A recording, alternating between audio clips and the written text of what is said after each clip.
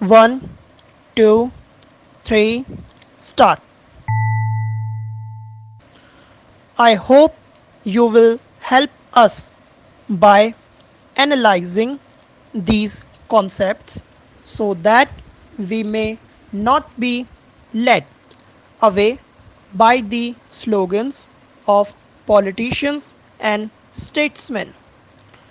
I do not think I am going to decry my tribe of politicians and statesmen here. They have much virtue in them, and I am not going to say that jurists and lawyers are always very successful in dealing with public affairs, although they may be successful in dealing with matter in courts or in giving opinions. A French writer on statecraft who lived some considerable times ago said, discussing lawyers, that in general the training of a lawyer breeds habits and dispositions of the mind which are not favorable to the practice of diplomacy. Whether that is entirely true or not, I do not know, but there is perhaps something in it.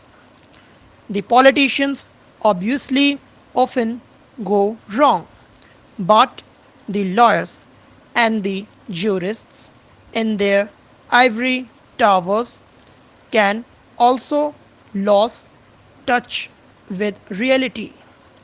Therefore, some of the greatest judges have been those who have not only interpreted the law but adapted it to changing conditions without doing violence to it. It would be absurd for a problem belonging to the middle of the 20th century to be considered by some textbook maxim of the 18th or 19th century. There is another aspect to this which troubles many of us: how far some recent developments can be fitted in which any conception of international law or moral law.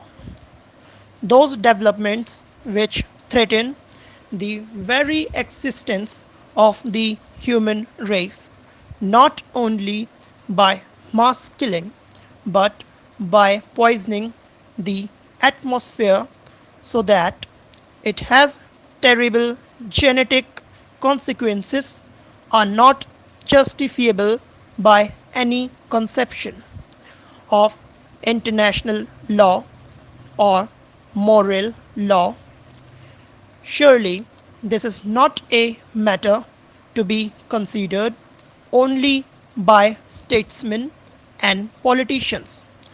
I do not know if jurists consider the moral law, but I suppose they have it in mind even in considering the letter of the law.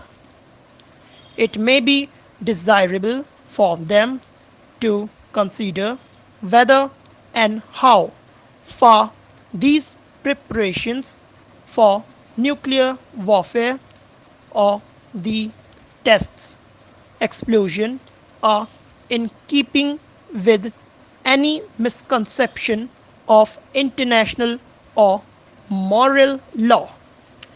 If the politician, as a man who has some responsibility in public affairs, expresses his opinion, it is usually considered a biased and colored opinion because he belongs to the political apparatus of a country.